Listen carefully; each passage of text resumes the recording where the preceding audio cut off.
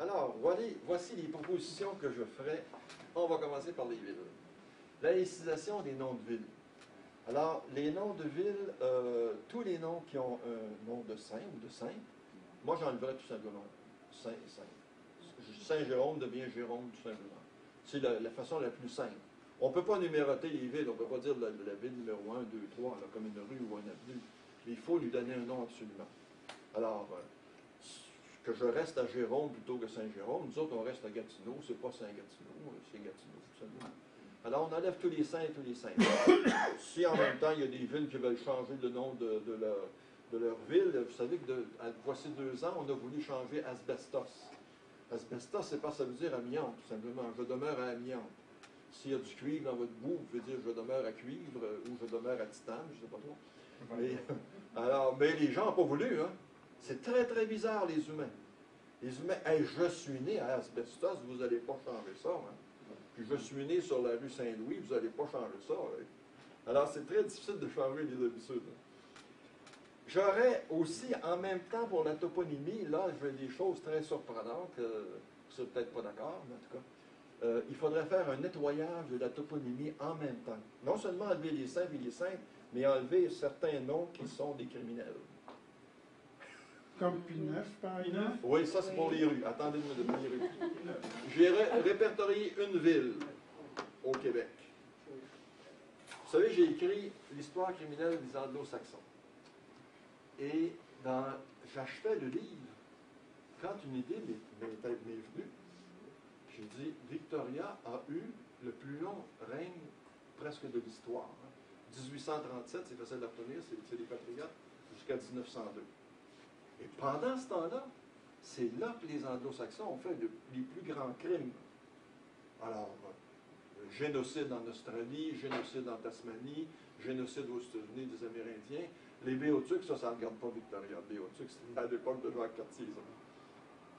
Et ils ont massacré tous les pays d'Afrique, ils ont volé les territoires, réduit les populations en servitude, volé les ressources naturelles. Et quand les gens se révoltaient, ils réprimaient par la force. C'est le doutant des colonies, monsieur. Oui. Je vais vous donner un exemple. Je l'ai donné à quelqu'un tout à l'heure. La révolte des Sipayes en Inde, en 1859, à peu près 20 ans après les Patriotes. Les Sipayes, au cas où quelqu'un ne saurait pas qu'est-ce que c'était des hindous qui étaient dans l'armée britannique, et les officiers étaient tous britanniques. Et les soldats étaient hindous. Et à cause d'une histoire de graisse de vache sacrée qu'on mettait après les balles, là, je ne vous conterai pas tout ça, vous pouvez lire dans mon livre, tous les détails sont là. Alors, on a réprimé les Sipayes, on les a écrasés, et là, pour les exécuter, on les a attachés à des bouches de canon. C'est des Anglo-Saxons qui ont fait ça, des chrétiens, et qui tiraient un coup de canon pour exécuter chacun des Sipayes. Moi, je n'ai jamais vu les nazis faire ça. Je ne sais pas si vous l'avez vu, mais moi, je n'ai jamais vu un crime aussi épouvantable. Oh, mais c'est des bons chrétiens. C'est des bons chrétiens, oui. Ça, il faut le dire. Hein? Parce qu'on dit souvent, nous autres, les musulmans. Puis après ça, on dit, les Espagnols, les Anglais. Oui, mais c'est les chrétiens aussi. Tous des chrétiens. Alors, surtout qu'il y avait beaucoup d'argent, tu faisais un canon pour tuer quelqu'un. Ouais. Savez-vous combien ça coûte tirer au canon? C'est gaspillage d'argent. Il leur faisait lécher le sang aussi dans les rues, sur les murs. Bon, alors, je reviens à ma chère Victoria. La chère Victoria est responsable de tous les crimes des Anglo-Saxons. Vous allez me dire, ça n'a pas d'allure. Même moi, je me suis dit, ça n'a pas d'allure. En Angleterre, c'est la monarchie constitutionnelle. Le roi ou la reine ne sont pas responsables des crimes. Mais pas Victoria. Victoria avait un mot à dire pour nommer ses premiers ministres. Lisez ses biographies. Et elle s'occupait beaucoup des affaires extérieures. Et jamais elle n'a condamné un crime de ses soldats ou de ses ministres ou tout le reste. Au contraire, lorsque les Anglo-Saxons ont agressé la Russie dans la guerre, ce qu'on a appelé la guerre de Crimée, moi je n'appelle pas ça une guerre. La guerre du Vietnam, ça n'existe pas. C'est l'agression des Américains contre les Vietnamiens. C'est pas une guerre. Une guerre, c'est deux pays qui décident d'en découdre. Hein, deux joueurs de hockey qui laissent tomber les points puis ils se regardent. Ça c'est une bataille. Mais si vous avez un enfant de 4 ans et un adulte qui saute dessus, c'est pas une bataille, c'est une agression. Alors, c'est l'agression des Américains contre les Vietnamiens, l'agression des Anglais contre les Russes. Qu'est-ce que la reine Victoria a fait? elle a créé la Victoria Cross pour récompenser ses criminels. Lorsqu'il y a eu la guerre des Boers, en 1898, elle était toujours là, elle. La guerre des Boers, c'était un petit peuple qui a été agressé par la plus grande puissance au monde. Et cette plus grande puissance au monde-là a tellement tremblé qu'elle a demandé aux Canadiens de venir lui aider à écraser le petit peuple. Et on a encore des monuments ici au Canada de la guerre, des Boers, excusez. Nous sommes complices de ces crimes-là. Qu'est-ce que la reine Victoria a fait? Elle a envoyé des boîtes de chocolat à ses soldats qui écrasaient les Boers puis qui écrasaient les Zoulous. Pas juste les Boers, les Zoulous. En passant, je ne sais pas si vous connaissez, vous savez que les Zoulous ont battu les Anglais une fois. Hein? Puis ça a fait un scandale dans toute l'Europe. Ils ont dit comment ça, des sauvages qui battent la plus grande armée au monde. Mais c'est parce qu'il y avait une espèce de Napoléon génial qui dirigeait les Zoulous. Puis les autres, il y avait juste des javelots. Hein? Tandis que les Anglais avaient des canons et des fusils. Hein? Et là, lui, il a pensé à une chose. Si on est 1000 à avoir un javelot en même temps, puis qu'on le lance en même temps, avant ça, les autres, ils se battaient comme des Indiens ici. Hein? J'envoie mon javelot, l'autre l'envoyait. Là, il a dit, attendez, à mon signal, vous envoyez votre javelot. Et là, les Anglais ont vu une pluie de javelots s'en venir sur eux. Ils avaient beau se lancer à gauche ou à droite, ils ont tué 2000 soldats en l'espace de quelques secondes. C'est juste un détail en passant. Alors moi, si j'étais à Victoriaville, je changerais le nom de Victoriaville. Victoriaville. Oui. Parce que ce serait très bien. Ouais. C'est où la Victoria? C'est pas fini. Alors le pont Victoria, la rue Victoria, les filles qui s'appellent Victoria, je n'ai plus rien, c'est les parents qui décident ça. Mais c'est pas l'État. On va passer aux rues maintenant. Alors les rues, il y a beaucoup de rues qui ont des noms de saints, ça vous le savez. Moi je suggère, là c'est facile, des avenues puis des rues. Plus de noms, plus aucun nom. Si on veut absolument garder des noms, alors là encore on enlève saint et sainte, on dit la rue Catherine, la rue Hubert. Et là il y a du nettoyage à faire aussi. Là. La rue Amherst. Alors, le général Amherst, un général américain qui est responsable de milliers de morts des Amérindiens, l'inventeur de la guerre biologique, qui a infecté des couvertures avec des crachats de malades. C'est lui, ça. Oui. Et là, à Gatineau, on est en train de se battre pour ça. Moi, j'ai eu un débat à la radio avec un historien, et je veux enlever, parce que, excusez, je ne vous ai pas expliqué qu'à Aylmer, à Gatineau, on a aussi une rue Amherst. Puis il y en a une à Ottawa aussi. Pourquoi? Vous allez me dire, comment se fait-il qu'on donne des noms de criminels à des rues? Mais c'est très facile à comprendre. C'est la raison du vainqueur. Les Anglais étaient vainqueurs ici, ils ont imposé leur nom, sans s'occuper que ce soit des criminels. Non, ce n'étaient pas des criminels, c'est des très bons. C'est des héros. Ouais, des héros. T'as des héros, bah oui, C'est ça. tué. Et alors, quand j'ai eu mon débat, l'historien, j'ai dit, je n'en reviens pas. Vous êtes historien, vous ne voulez pas qu'on nettoie l'histoire. Ah, mais si vous voulez expulser Amherst de l'histoire, je dis, non, je ne veux pas l'expulser. J'ai écrit un livre sur l'histoire criminelle, puis il est dans mon livre à part ça. Je ne veux pas qu'on oublie les criminels, ni Hitler, ni quoi que ce soit. Au contraire, il faut s'en souvenir pour ne pas répéter les mêmes erreurs. Mais je ne veux pas qu'on les honore, par exemple. Élever un monument, c'est honorer quelqu'un. Donner un nom de ville ou de rue, c'est honorer quelqu'un, honorer un criminel. Ça, je vais enlever ça. Mais à part ça, là, si vous voulez écrire des biographies sur Amherst et des films sur Amherst, montrer ses crimes parce que les gens ne les connaissent pas, d'accord. Et on peut donner aussi des noms de criminels à des villes. Moncton. Moncton, c'est un des bourreaux des Acadiens. Il y a des Acadiens, je rencontre des Acadiens, ils ne savaient même pas que Moncton était un bourreau des Acadiens. On oublie vite, hein? Et puis, vous avez en Ontario, Kitchener. Dans mon livre, là, Kitchener, en 1898, il invente les camps de concentration. Et il va mettre 28 000 femmes et enfants boers dans les camps de concentration. Les 28 000 meurent de maladies et de mauvais traitements. Et on l'a récompensé, ce criminel-là. Il est devenu Lord Kitchener.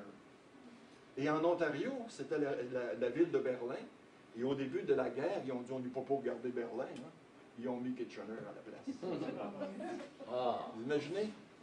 Là, vous allez me dire, moi j'ai été accusé de toutes sortes de choses. Normand, tu veux faire du nettoyage, tout le reste. On ne change pas le patrimoine comme ça. Hein? Il y en a qui m'ont dit, là, écoute, c'est notre patrimoine, ça, les noms de villes et tout le reste. Je vais vous donner un exemple. En 1867, De Gaulle vient au Québec. 1967. Qu'est-ce que je vous dis? 1867. Ah, excusez-moi, c'est pas je suis toujours dans l'histoire.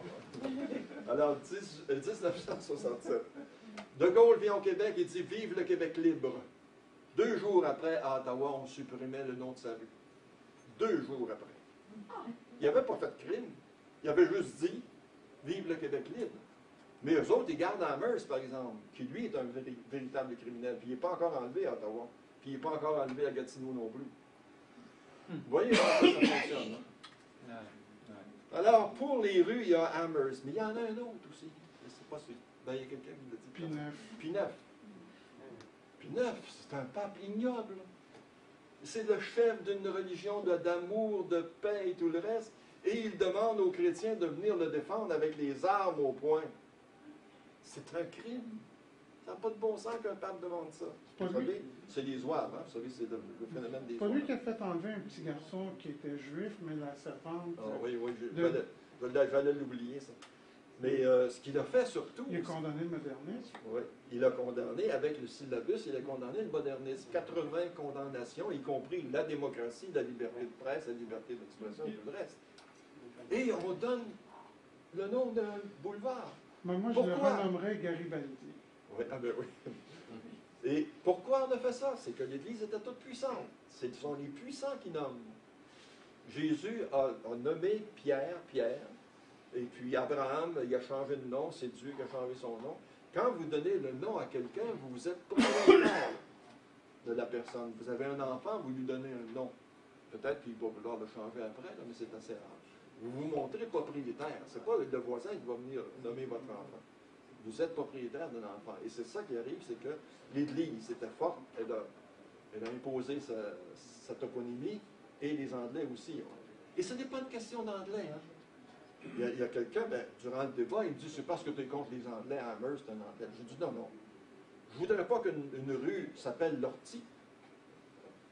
Lortie, il fait partie de notre histoire, il fait partie de notre patrimoine. Il est allé tirer à l'Assemblée nationale. Je n'ai pas envie qu'on nomme une rue Lortie. Même pas une rue Napoléon. Pour moi, Napoléon est un grand criminel. Hitler, c'est le Hitler de son époque. C'est un Lortie qui a fait un bon coup, il ne faut pas le mélanger avec le Lortie qui a fait des mauvais coups. Je parle de Lortie à l'Assemblée nationale. Oui, mais mettons qu'il y avait quelqu'un qui s'appelle Lortie qui a honoré. Oui, là, il faut préciser son prénom. Là. Même, on a le cas des McLaren, nous autres, à Gatineau. Le père était très bon pour les ouvriers, mais le fils a fait tuer deux syndicalistes. Et là, on s'est battu pour changer de nom encore, puis on n'a pas encore changé. Et le fils était vraiment un criminel. Ils ont dit, on ne peut pas attaquer le père. Mais oui, mais c'est très simple, ça. Vous mettez son prénom. C'est pas le nom du fils, c'est le nom du père. Vous parlez de James McLaren? Oui, c'est ça, James McLaren. Alors, voilà pour... il y en a d'autres. Alors là, il y a les saints aussi. Les saints, on vient de canoniser le frère André, mais il faudrait décanoniser des dizaines de saints. Les criminels. Mais ça, c'est de l'idolâtrie. C'est du polythéisme, version catholique. Je commence par Saint-Pierre. Saint-Pierre a fait tuer Ananie et Zaphir dans les Actes des Apôtres. Vérifiez vous-même, je n'invente rien. Saint-Paul a fait lapider Saint-Étienne. Puis il a tué bien d'autres de monde. Il était persécuteur. Or, Saint-Paul et Saint-Pierre, on dit que c'est des saints. On a Saint-Pierre de Rome. Vous imaginez, je ne sais pas si je l'ai dit tout à l'heure, mais dans les religions, on dirait que les criminels, c'est pas grave. Saint-Cyril d'Alexandrie, peut-être? Oui, faites la même chose là, comme laïc, là, on va vous mettre en prison. Mais si c'est au nom de Dieu ou de la religion, là, non. Ah, mais si on est dans la neutralité, c'est pas de nos affaires qui veulent nommer saint, nous autres, là. Ah non, c'est pas ça que je veux dire. L'Église peut canoniser qui elle veut. Mais je veux dire, on ne donne pas de nom de rue ou de ville. Ça, je veux dire, l'État est neutre. Puis on ne va pas nommer des rues Mohamed non plus, puis Moïse ou Salomon. Vous imaginez s'il y a un quartier musulman, là, on pourrait avoir, ou un quartier bouddhiste, ça pourrait être Bouddha. La ville de Fatima à Saint-Régat? Ah oui? On parle des fleurs. Oui. Oui. Alors, il y a un dernier que je veux donner, là, mais je ne veux pas allonger trop tôt, c'est Saint-Louis. Qui pense que Saint-Louis est un grand criminel? Les gens ne connaissent pas l'histoire de Saint-Louis. Mais au 12e siècle, Saint-Louis, pensez-y ce qu'il a fait. 2 croisades où il a fait tuer des musulmans, où ses soldats ont violé des femmes. Puis même, je vais vous conter une anecdote de fanatisme. Il y a eu une bataille entre les croisés et les musulmans le long d'une rivière. Il y en a qui ont été précipités dans la rivière parce qu'on les blessait. Bon. Et à la fin, Saint-Louis avait remporté la victoire et il a fait retirer les cadavres des chrétiens pour les enterrer. Il a laissé les cadavres des musulmans. Alors on voit le fanatisme. Saint-Louis était d'accord avec l'Inquisition, il faisait brûler des gens. Saint-Louis était d'accord avec la guerre sainte, il a envoyé ses armées contre les Albigeois. Ils ont tué des milliers à Montpellier, ils ont fermé une église, là, ils ont complètement tué tout le monde qui faisait penser en Afrique. Là. Et puis, Saint-Louis était anti-juif. 8 siècles avant Hitler, il faisait porter l'étoile de David par les Juifs en France. Et là, voulez-vous avoir la cerise sur le gâteau? Saint-Louis a fait un édit disant qu'il fallait percer la langue des blasphémateurs. Et à la 2e récidive, couper les lèvres et la langue. Et à la 3e récidive, on les brûle. Vous allez me dire, là, s'il y avait un prêtre ou un croyant qui dirait « Normand, tu es complètement dans les patates. Saint-Louis était de bonne foi, mais qu'est-ce que tu veux, c'est le contexte historique. Dans ce temps-là, c'est ça qu'on faisait. » Pas vrai, faux. Le pape Clément IV, qui était le contemporain de Saint-Louis, a condamné Saint-Louis. Il a dit « Tu ne peux pas faire cet édit-là. » Donc, le contexte historique ne joue pas du tout. D'ailleurs, ça ne joue jamais, ça. Il y a des gens qui étaient contre les croisades, qui étaient contre les Christians. Je ne peux pas faire cet édit-là parce que c'est moi qui dois le faire, c'est ça? Ah oui, ça pourrait. Ça m'appartient. Non, mais là, c'est un pape qui avait de la morale. Il faut en profiter quand ça passe. Qui a canonisé Saint-Louis? Louis? Oui. Qui l'a canonisé? Ah, ça, le pape? Quel pape? C'est arrivé, c'est arrivé 75 ans à peu près après. Et là, quand vous voyez Saint-Louis maintenant que vous êtes dit ça, si vous voyez la rue Saint-Louis, dites-vous que c'est la même chose que la rue Saint-Hilaire.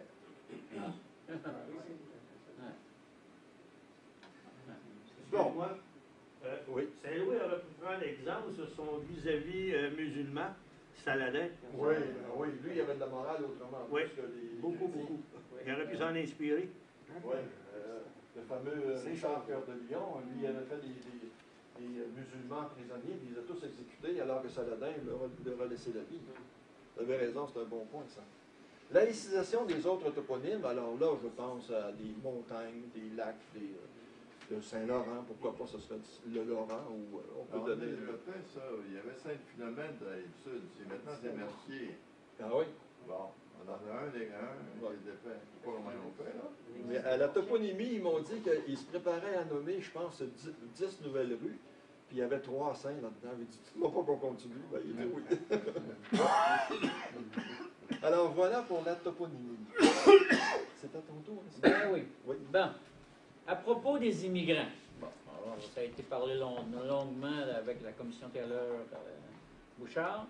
Alors, à mon avis, ce qu'on devrait dire aux immigrants, avis à tous les immigrants qui arrivent au Québec avec la Bible, le Coran ou le Torah à la main. Les Québécois sont indifférents à toute religion. Hein? C'est ce qu'on leur dit. Soyez musulmans, juifs, on est indifférents à ça. Cette indifférence fait partie de notre culture, tout comme la langue française. Alors, envers les immigrants, voici ce qu'on devrait leur dire. Nous nous engageons à respecter, on respecte les gens, à respecter vos croyances sans poser de questions. Mais nous vous demandons de respecter en contrepartie les nôtres et de vivre pacifiquement en harmonie avec nous. Si on se respecte mutuellement, il n'y aura pas de problème. Il ne faudra pas que les immigrants se placent dans la situation ridicule suivante. Après avoir quitté leur pays d'origine, suite à l'oppression religieuse ou politique, ils tentent d'implanter ici même les mêmes schèmes destructeurs. C'est inacceptable. Nous voulons vivre ensemble et non vivre côte à côte, comme le propose le multiculturalisme. C'est-à-dire, on ne veut pas de ghetto chinois de ghetto italien, on veut vivre ensemble. Alors, pour vivre ensemble, il faut se respecter mutuellement. Et si on se respecte mutuellement, on n'a pas de problème. Alors, le respect. Le respect, c'est la grande marque de commerce de notre laïcité. Tout le monde a le droit de faire ce qu'il veut, en privé, en public. On respecte les autres. On ne peut pas faire une prière publique. S'il y a des athées, on ne respecte pas les athées. Normand, à toi. C'est déjà moi, c'est déjà moi. Alors, c'est un autre sujet que j'adore, ça. Ouais. La laïcité actuelle au Québec. Là, je vous en ai parlé un peu tout à l'heure. Je me suis dit, on a du chemin à faire, mais on en a fait du chemin. On ne s'en est pas aperçu. Ouais. On n'a pas tué un prêtre, on n'a pas tué personne. Parce que tout à l'heure, je faisais allusion à la France. Vous savez que à la France, en France, quand on a voulu imposer la laïcité, on a eu recours à l'armée. À un moment donné, c'est en 1905, 1914, 1904-5, je pense, M. Virard. Le gouvernement a décidé de faire, comment est-ce qu'on appelle ça, un recensement de toutes les richesses dans les églises. Les ciboires, les calices, des choses comme ça. Et là, les catholiques se plaçaient devant les portes de l'église pour empêcher les fonctionnaires d'entrer. Ils étaient obligés d'aller chercher les policiers et l'armée pour pouvoir entrer. Il y a eu des batailles, il y a eu un peu de casse. Au Québec, on est chanceux, on a fait beaucoup de chemin, puis vous allez voir, et c'est sans douleur. Suppression des processions. Vous vous rappelez, certains d'entre vous, les autres sont trop jeunes, la procession de la fête Dieu. Tremblay l'a immortalisé dans ses... Mais ça, c'est encore permis. C'est peut-être permis, je ne sais pas si ça se fait. C'est permis, mais c'est pas populaire, c'est surtout pas obligatoire. Ah oui, le vendredi saint, oui. Ça, le vendredi saint, avec une croix qui n'est pas sanglante, là, c'est permis dans les manifestations religieuses, on l'a vu tout à l'heure. Mais si c'était vraiment quelque chose de sanglant ou de violent, là, c'est... C'est quoi la différence entre ça, cette comme manifestation, puis procession? C'est quoi la différence? Ah là, c'est l'Église. Moi, j'ai l'impression, je ne sais pas, j'ai pas de souvenir. J'ai le souvenir d'avoir participé à ça, puis j'étais croisé en plus. Vous savez, quand on était petit, on était croisé. Mais je ne sais pas quand est-ce que ça a disparu, ça, les processions. Je ne sais pas si c'est une décision de l'Église ou... comme les C'est soutanes. disparu faute de participants. Peut-être, oui, on ne voulait plus... Moi, j'ai participé, la dernière procession, c'était quasiment obligatoire, c'était à l'école, 167, dans mon village, c'était la procession de la fête Dieu. Puis là, c'était, tu y vas, parce que l'école te l'imposait, ton employeur l'imposait aux employés, etc. Puis si tu n'y allais pas, ben, tu te le faisais dire, le lendemain matin, ton boss te faisait venir. Il y avait un caractère obligatoire, la participation de ce genre de choses-là. Quand ça a perdu le caractère obligatoire, les gens n'y allaient plus. Ouais. C'est disparu. Mais ça a disparu, également. Transformation du défilé de la fête nationale. Alors là, ça a été un petit peu plus bruyant. Hein, on a eu le petit Saint-Jean-Baptiste, le grand Saint-Jean-Baptiste, on l'a fait disparaître, et le nom a disparu aussi. Aujourd'hui, c'est la fête nationale. Il n'y a plus aucune connotation religieuse. C'est une fête nationale. Moi, je fais de la bière. Suppression du chômage le dimanche et ouverture des commerces. Ça, par exemple, ça a été une bataille. Hein. Et on était opposés à ça. Aujourd'hui, moi, je parle à mon petit-fils qui a 16 ans. Il ne croit pas. Lui, il est habitué de voir tous les commerces ouverts. Les gens peuvent travailler, tout le reste. C'est plus naturel pour lui. Et nous autres, on a fait tout un chemin avec ça. Déconfessionnalisation des systèmes scolaires. Alors, il y avait le système catholique, le système protestant. Maintenant, c'est le système... Et ça s'est fait assez... Il y a eu des discussions, surtout à Montréal. Ça a duré longtemps. Oui. Droit de vote pour les femmes. Je mets le droit de vote pour les femmes là-dedans parce que la province de Québec a été la dernière province à accorder le droit de vote aux femmes. 42 sous Adélard Godbout. Et puis, mais c'est à cause de l'Église que on a été les derniers. Pourquoi? Parce que l'Église disait que la politique, c'était sale. Les gens sacraient, les hommes sacraient. Ils buvaient, ils se battaient des fois. Alors les femmes, ce n'était pas leur domaine. Mais la vraie raison, c'est qu'ils ne voulaient pas donner de pouvoir politique aux femmes. Et regardez le chemin que les femmes ont fait. Non seulement ils ont eu le droit de vote, elles sont devenues candidates, puis députées, puis ministres. Et peut-être que dans quelques temps, on aura une première ministre. C'est incroyable. Et vous savez que les femmes ont demandé 11 fois le droit de vote. Hein? 11 fois. Et ça, c'est l'Église qui barre. Je donne merci à Télé Bouchard. Teddy Bouchard. Oui. C'est un bonhomme, il était ministre Oui, je le connais, mais je ne sais pas quel rôle de il a joué. Saint-Hyacinthe. Puis Godbout, il a dit, Monseigneur Villeneuve, là, si tu ne t'écrases pas là, avec ton opposition de vote des femmes, moi je démissionne. Ça va être Teddy Bouchard va devenir premier ministre. Ah oui.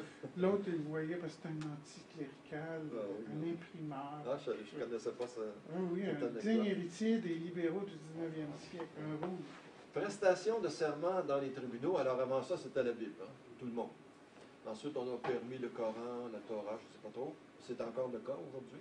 D'ailleurs, j'avais un article là-dessus. Là. Aujourd'hui, c'est la déclaration solennelle. Oui. Aujourd'hui, on peut prêter serment sur son honneur. Moi, je dis ça pourrait être sur le drapeau, ça pourrait être sur la Constitution, ça n'a pas d'importance. On prête serment.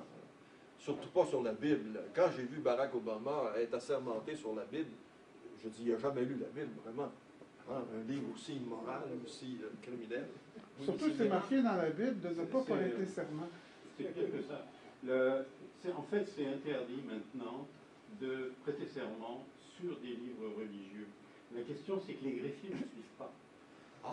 Les greffiers ont voté et continuent de présenter des Bibles aux gens qui vont.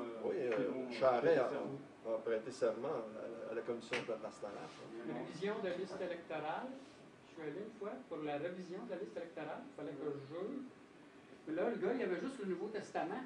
J'ai dit que c'est. Vous faites, si moi je suis un juif puis je ne crée pas au Nouveau Testament. Il y avait juste un Nouveau Testament. Il dit, j'ai pas l'Ancien.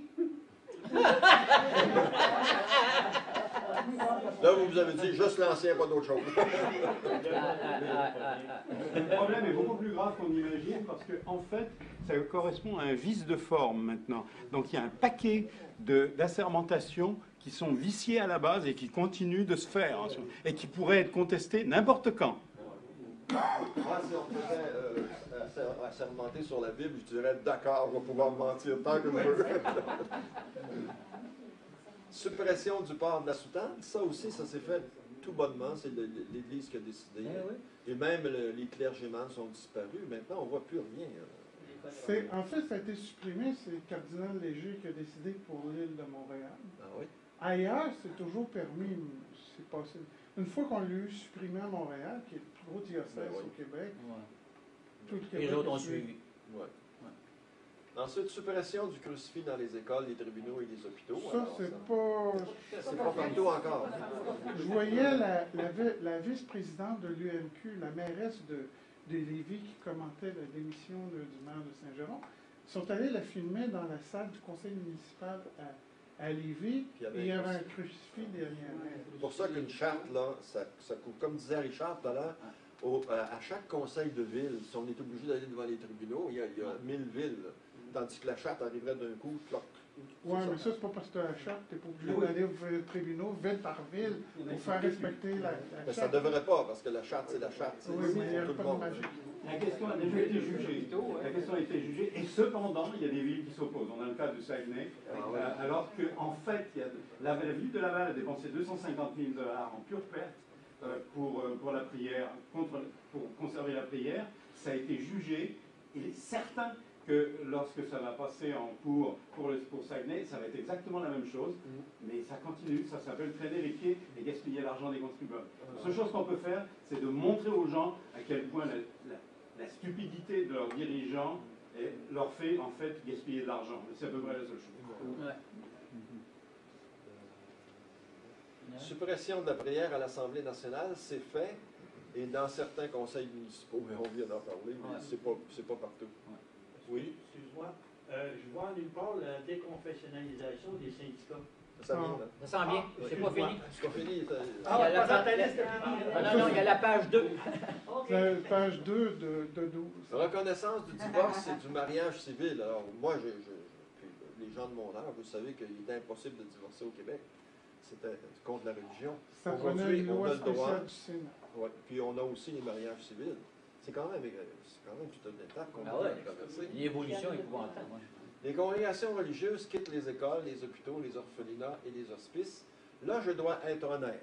Parce que même si je parais être anti-religieux, je ne suis pas anti-religieux du tout. Moi, je reconnais chacun ce qu'il mérite. Les religieux nous ont appris à lire et à écrire. Les religieuses aussi. Ils ont soigné nos malades, sont occupés des vieillards, sont occupés des orphelins, quand ils n'en abusaient pas, là, mais ça ne s'est pas arrivé souvent. Et puis, mais il faut reconnaître, il faut vraiment donner un grand coup de chapeau à toutes les congrégations religieuses qui ont fait du bien au Québec. Parce qu'on est trop porté à parler juste de l'oppression de l'Église. Et là, les croyants, souvent, c'est ça qu'ils disent. Vous êtes absolument ingrats, vous ne reconnaissez pas l'histoire. La religion a fait du bien, ça c'est certain. Ouais, mais on les payait quand même. C'est On les les payait. religieux, c'est les individus Ouais. qui s'adonnaient d'être membres Ouais. d'un clergé ou d'un ordre religieux. Oui, mais on les payait, tout comme les infirmières, on les paye. Ils font du bien aussi. Ils n'ont pas besoin de proclamer la suprématie de Dieu pour faire du bien. Alors, moi, je trouvais que ça les avantageait énormément de s'occuper des... On a la reconnaissance des funérailles civiles maintenant. Avant ça, on n'avait pas ça. Maintenant, on peut être dans un columbarium, on peut répandre nos cendres. On ne sera pas accusé de quoi que ce soit. Déconfessionnalisation des syndicats. Alors, c'est ça, les syndicats catholiques. Ouais. Abolition de la dîme. Alors, avant ça, une époque où tout le monde devait payer la dîme. Maintenant, tout à l'heure, j'en ai parlé. Le problème, la dîme n'existe plus, mais la répartition, elle, continue d'exister. C'est encore dans le code.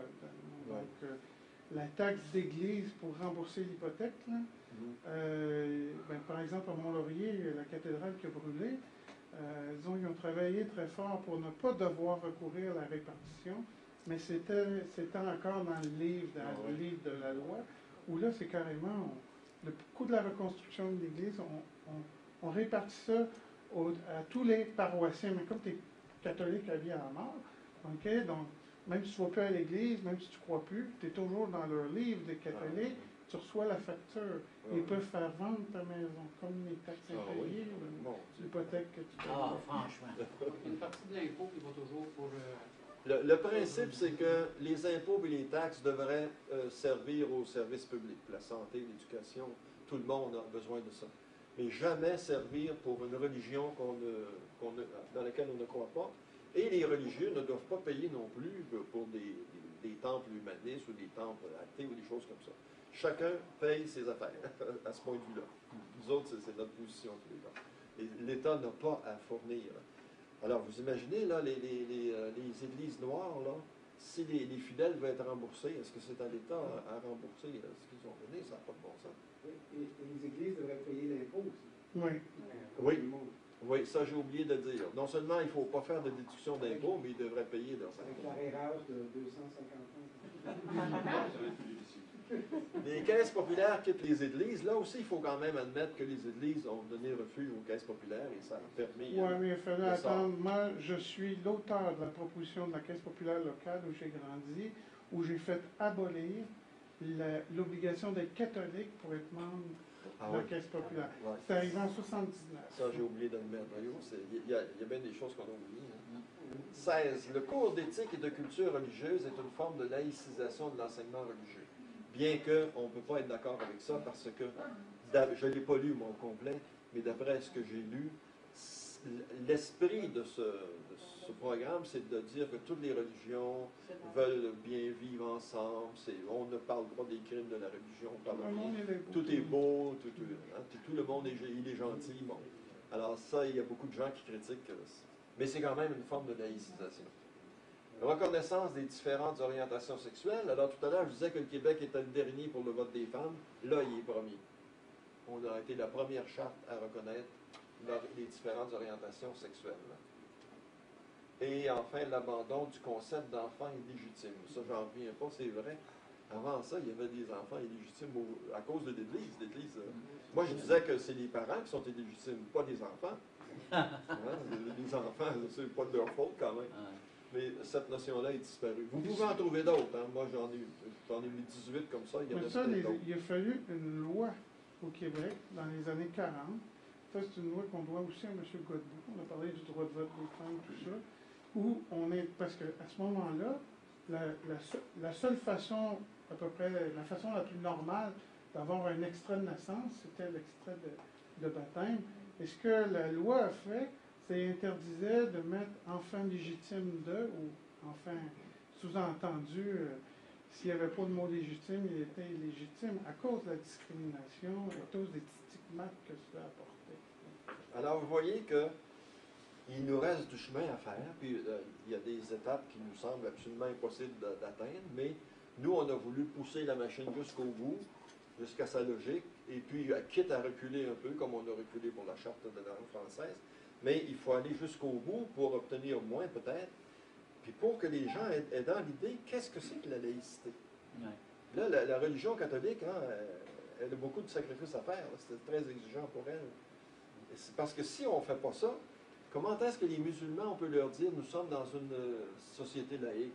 Voyons, non, c'est de la foutaise. Regardez les beaux noms de rue, regardez les noms partout. Regardez la place de l'Église catholique encore. Alors, il faut que chacun fasse ses sacrifices et ses concessions pour que tout le monde ait un traitement le plus égal possible. Oui, monsieur? Moi, c'est une question que je m'étais posée à un moment donné, c'est la question du bénévolat. C'est souvent associé à des religieux, mais je me demandais le bénévolat, puis là, je voyais des annonces du gouvernement contre le travail au noir. Là, je me disais, le bénévolat, c'est pas une façon de faire travailler du monde sans les payer. Il me semble qu'on ne devrait pas encourager ça.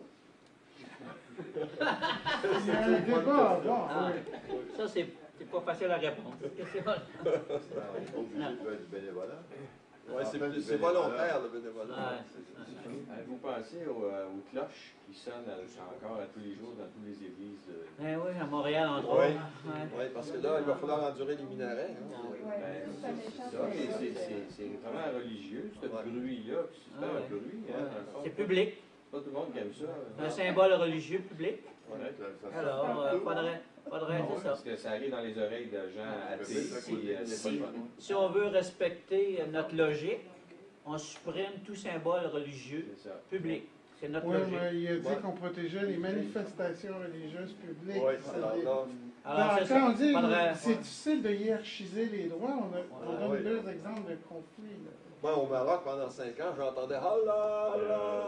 Surtout que ça ne durait pas 2 minutes, hein, ça Ah, durait 20 ça, minutes, là, pendant que tu criais. C'est plus mélodieux que les cloches, ça. Ça, c'est C'est une voix humaine, au moins. c'est les goûts et les dégoûts de chacun. 5 heures le matin. Bon, alors la conclusion, Richard? Bon, alors voilà. Alors, c'est l'heure de la conclusion. Oups, on a dépassé légèrement notre temps. Qu'est-ce qu'on devrait conclure de tout ce qu'on a dit aujourd'hui? Qu'est-ce qu'on devrait retenir principalement? Alors, nous, on prétend que nous proposons sur le plan religieux, je vais vous l'afficher, nous proposons sur le plan religieux que l'École n'accorde aucun privilège à qui que ce soit, catholique, juif, musulman, aucun privilège et aucun accommodement. L'État doit être complètement neutre. La neutralité définit notre approche. Cependant, notre discours peut choquer quelques pratiquants religieux. Normand a dit beaucoup de choses et puis c'est certain que ça doit choquer, ça doit même les révolter. On pourra même nous accuser d'intolérance, mais ce n'est pas de l'intolérance, c'est de la pro-neutralité. Ceux qui sont choqués, si la laïcité globale offense certains individus, nous vous suggérons d'aller visiter d'autres pays où la pratique religieuse est obligatoire, hein? Entre autres, là, dans les pays musulmans, où la femme est obligée de porter en public une certaine tenue vestimentaire. Puis si elle ne le fait pas, ben, il y a un risque de torture, d'emprisonnement et même de mort. Ça n'existe pas, ça, au Québec. Où les libertés individuelles sont supprimées, où les droits à l'éducation sont également supprimés. La femme doit rester à la maison, pas le droit de s'inscrire. Où la pratique religieuse est obligatoire, la prière et tout ça. Alors, je pense, au lieu d'aller dans d'autres pays, je pense qu'il serait plus sage de laisser le temps. Hein? On laisse le temps retirer l'emprise de la religion sur nos vies. Ça va prendre un certain temps, c'est certain. Au lieu d'aller dans d'autres pays, il va falloir être patient. Ça va prendre un certain temps, mais on a déjà un bon bout de chemin de fait. Puis c'est surprenant comme ça peut évoluer rapidement. La nouvelle génération qui grandit, là. J'ai un petit-fils, là, il y a un mois, il va avoir 1 an bientôt. Alors lui, quand il va aller à l'école, hein, si on lui enseigne la laïcité, si on lui enseigne l'athéisme, pour lui, là, toutes les étapes qu'on propose, ça va être simple. Ça ne sera pas un choix déchirant. Nous sommes sur la bonne voie, OK? Dans quelques années, ben ça je me répète, là, les Québécois seront probablement prêts à franchir tous les pas que nous suggérons aujourd'hui vers la laïcité globale. Par contre, il faut être vigilant, créateur et dynamique. Ça n'arrivera pas tout seul. Les mouvements religieux sont très tenaces et très actifs. Hein? Il s'agit juste de regarder, là, moi, j'en croyais pas mes yeux, la canonisation du frère André. Jusqu'à quel point, j'ai suivi ça très méticuleusement, jusqu'à quel point est un bel exemple de retour en arrière. Hey, de l'eau bénite, là, on en parlait allègrement, puis c'est possible que les béquilles, puis tout ça, j'en revenais pas. Hein? Sur le plan marketing, ça a été vraiment un coup très bien réussi pour raviver la flamme religieuse. Il faut donc talonner les croyants sans relâche, les talonner. Il faut faire aussi bien qu'eux, en travaillant pour la promotion de la laïcité. La société québécoise a trop souffert, comme je l'ai dit souvent, dans le passé pour que l'histoire se répète ou se continue. Plutôt, avec l'implantation de la laïcité globale, la société québécoise pourra devenir enfin une société véritablement ouverte à tous. On est ouvert, exemple, à tous les immigrants. On est très ouvert. Mais par contre, il faut qu'ils nous respectent et on va les respecter. Une société véritablement laïque. Laïque veut dire neutralité. Hein? Neutralité de l'État et humaniste, où on impose des valeurs humaines plutôt que des valeurs surnaturelles. Alors, ça serait une très belle société où moi, j'aimerais voir grandir mes petits-enfants. Je suis plus à l'âge d'avoir des enfants. Alors, c'est la conclusion de ce qu'on propose. Oui?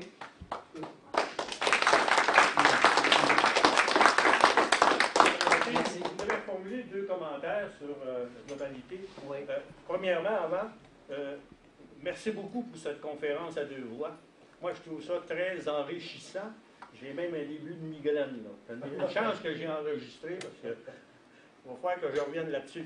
Il y a beaucoup de personnes que je connais de vue ici dans la salle et ça va leur servir dans leur implication politique parce qu'il y a de l'argumentaire assez solide. Il y a un détail sur lequel je ne suis pas tout à fait d'accord et vous allez prendre ça avec humour, c'est quand vous parlez du prosélytisme des témoins de Jéhovah.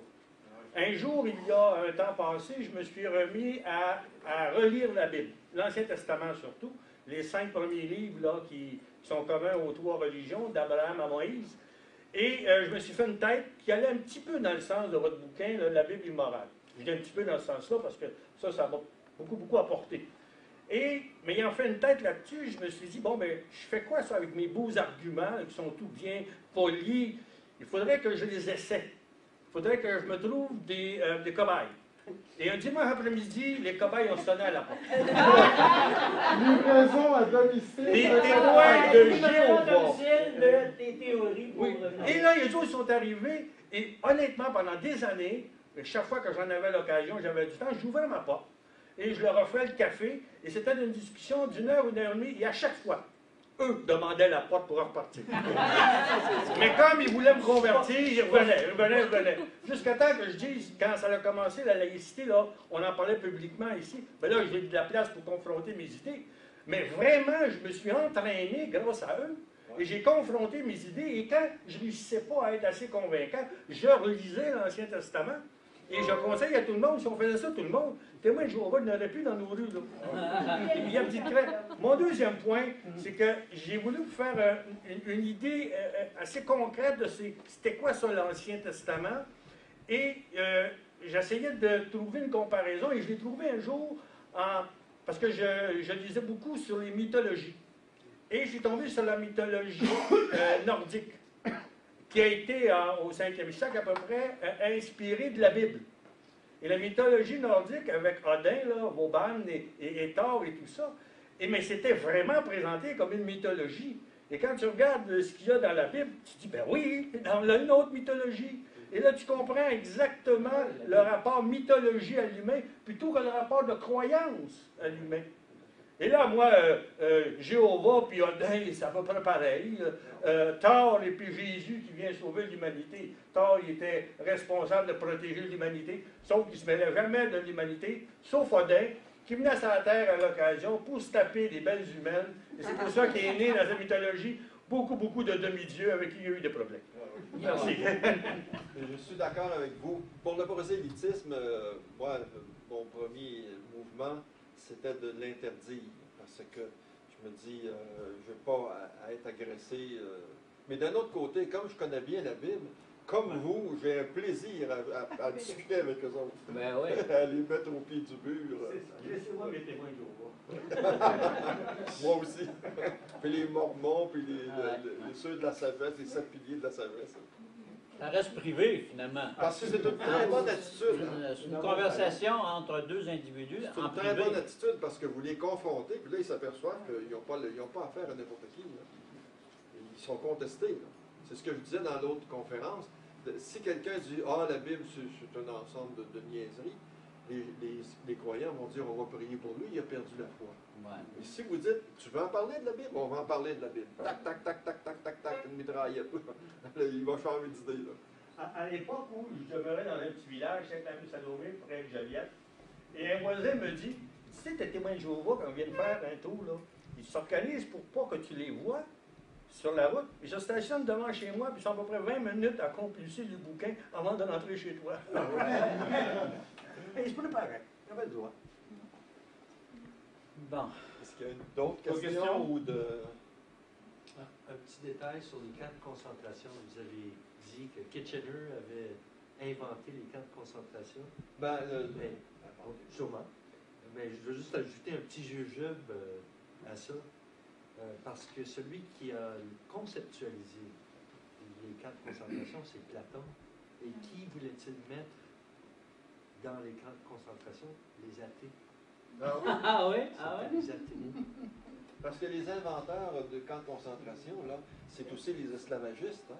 Parce que les plantations, c'était vraiment des camps de concentration. Ils ne pouvaient pas s'enfuir. Ils étaient réduits en esclavage. Fait que finalement, moi, je dis toujours que c'est Kitchener qui les a inventés. Parce que quand Churchill a reproché à Goebbels d'avoir inventé les camps de concentration, Goebbels lui a dit « Vous n'avez pas de leçon de faire, c'est vous autres, les anglo-saxons, qui avez inventé en 98. Ah. Mais ça, évidemment, trouver les inventeurs, c'est toujours compliqué. Au sujet de l'enseignement de l'athéisme, c'est sûr que c'est dit dans un cours de philo. Ouais. Parce que je veux savoir comment on peut être neutre ou ça, mais est-ce qu'il faut dire les athées disent quelque chose ou dire les Présente athées. une philosophie, une façon de voir la réalité religieuse, telle que. C'est-à-dire qu'à un moment donné, on peut expliquer très très bien que d'où ça vient la croyance en Dieu. Alors l'athéisme, on suppose que toute cette histoire-là est attachée à l'être humain, puis il y a des raisons. Il y a des comportements qui justifient, parce qu'on supprimerait tous les adultes sur la planète. On ne garderait que les enfants. Je suis certain que dans 30 ans, il y aurait des religions. Ça fait partie de l'être humain. On explique l'origine. Ça permet à l'enfant de développer son jugement, d'avoir une pensée critique. C'est surtout ça que j'aimerais favoriser. Parce que moi, je n'ai pas l'impression que ça existe à l'heure actuelle, des cours de pensée critique. Pas au primaire. Non, mais au primaire, on m'a enseigné, moi, des idées très abstraites. Oui. Mais à longtemps que c'est adapté à l'enfant, je ne sais pas, moi, un enfant qui arrive à l'âge de 6 ans, on essayerait de le faire croire, je sais pas, l'histoire du Père Noël. Non, ça ne marchera pas, là. Hein. Alors que l'athéisme, ce sont des réalités, c'est un comportement humain qui s'explique. On pourrait l'expliquer assez facilement. Qui s'explique. Oui, ça s'explique très très bien. D'ailleurs, on fait les deux actuellement. Si on enseigne la Bible en disant que l'univers a été créé en 6 jours, et le professeur qui rentre ensuite explique l'évolution, alors toutes ces choses-là se contredisent. Qui explique le Big Bang, l'origine de l'univers. Peut-être qu'il ne comprendra pas tout, mais c'est un début. On entre dans l'esprit de l'enfant, qu'il peut y avoir un autre verset. Bon, ben. Un avion à prendre. Merci beaucoup. Hein? On va arrêter.